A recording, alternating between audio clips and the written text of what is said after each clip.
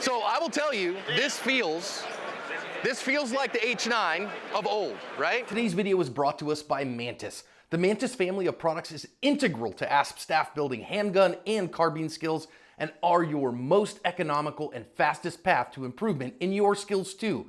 Whether you choose the X10, the Laser Academy, the Blackbeard, or use them all in concert, they will help your practice be more effective, efficient, and fun.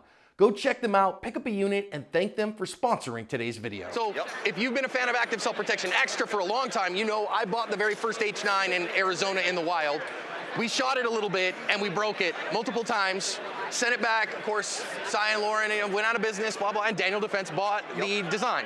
Yeah, the intellectual property. The intellectual property. Tooling. Yep. And some tooling? We'd end up not using it. Okay. We had to do everything from scratch. So I will tell you, I asked Mike off camera because we broke ours. It broke and it broke and it broke. And of course, it's still sitting in Neil's safe. And it's a relic, and I don't want to shoot the tar out of it because it's going to break. Yeah. But, so I asked Mike, what changed internally in this gun? And your answer was? So, everything. Everything. Yeah. Well, so I will say, in terms of the primary fire control components, we did keep the pad in there. Okay. So, it's still a sear, a disconnector, a sear block. Okay. Looks similar. But what changed is the tolerancing, the materials, the coating selection. Everything was for the aim on the inside of the gun, reliability, and reliability again. And that was the knock, right? Is that it's got to be a reliable gun. Yes. Obviously, if this is going to be oriented towards concealed carry, towards personal protection, I got to trust when I pull that gun out, it's going to go bang, right? The cool part of the Hudson H9, the cool part of this design, you notice this is longer, right? So the recoil spring assembly is sunk down here, and so it's lower. Now, of course, if you've watched my video on recoil impulse and what it does, and by the way, again, if I haven't said that to you, tagged out gun, it's SHOT Show, people are pointing guns all over the place, the tagged out ones aren't real, okay? This is a training tool.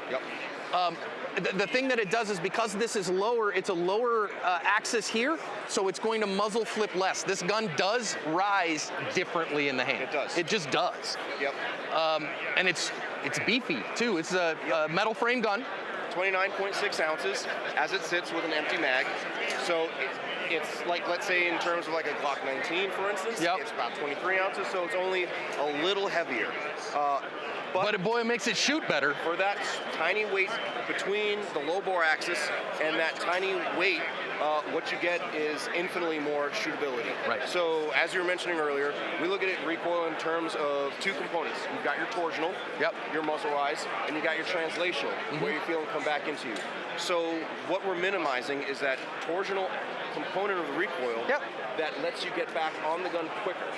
And so the gun you'll feel when you shoot it, it just settles into your hand, which you probably felt the same thing with the original gun. It really shoots different.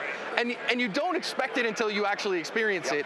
And you go, my God, the muzzle just doesn't move on this gun. I love the feel of this gun in the hand. It really feels nice. 15 round capacity. Okay, so we're Glock 19 size. Same as the original gun, 15 round.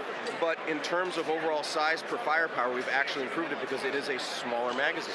So shorter on the backside here. It's a micro, in terms of size, it's actually, if you have a mag pouch that fits like a 365 or a Hellcat Pro or a Hellcat, it fits. Wow. Yep.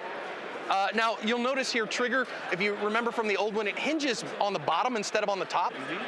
So it's backwards for that. You get, again, it's firm. You get a little bit of movement, hardly any creep, and a very crisp break. Okay.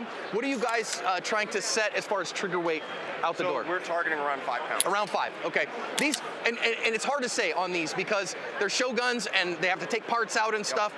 This feels heavier than that, but you got to understand that's a show gun, and so we're targeting 5 pounds. Yeah, targeting 5 pounds, and the thing is, it is a straight pull trigger, so there's also a couple of aspects of that. There's the weight, but there's also the crispness and the communication of the trigger. Yeah. So sometimes, depending on what a trigger weighs, it feels like it'd be less because it's just talkative to you, and it's fast.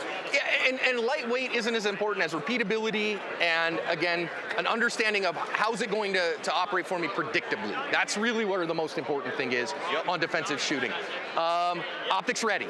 Yes. Has to be. In 2024, if you put a gun out that's not optics ready, you're a moron. You better have a I'm gonna say you better have a damn good reason. Yeah, I mean, to have a gun you that's just not, it's got to be very specialized and not be optics yeah, ready. yeah, that's, I mean, especially because it's ready, you can leave the plate on it and run your irons if you want to, Yes. if you're Amish. So when are these guys gonna hit shelves? They're already hitting shelves. They're shipping Monday. Okay. We launched and they're going out the door this Monday. All right. This past Monday. And what are we expecting of these on retail? $12.99. $12.99.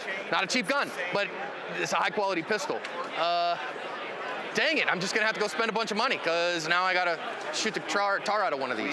We learned, as far as the evolution of this entire project and process, we learned a lot as a company. I mean, I was telling the team, when we're gonna come in with a gun for Daniel Defense, people are gonna expect something good. It's gotta be right. It's gotta be right. I mean, Daniel Defense makes excellent rifles, so if you threw a pistol out there that was meh. Yeah, and that so when we talk, Glock's already been at this for 40 years.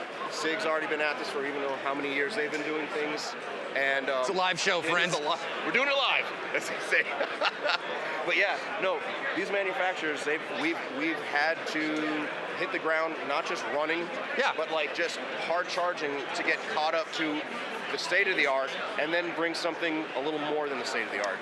I love, okay, enhanced reliability. Of course, time will tell, right? We gotta shoot it. I'm not gonna just take his word for it. Put a bunch of rounds through it. Yeah, and you guys know me, I like to shoot a lot, so we'll see if we can pick one of these up and run a bunch of rounds through it. But super excited for this. I loved this design, that low recoil spring assembly height, changes the way that the gun recoils. Again, not because of the bore axis, it's because this is where the force, you know this is the designer, the force comes into the frame at the locking block. And so that locking block being low changes where the gun impulses the hand and changes that torsional energy and the torque equations. And when you change the torque equations, the gun acts differently in your hand. Yep. Nerds! So we're gonna get some time on this, Mike. Thanks so much for explaining it to us, man. I really appreciate your time. Thank you so much.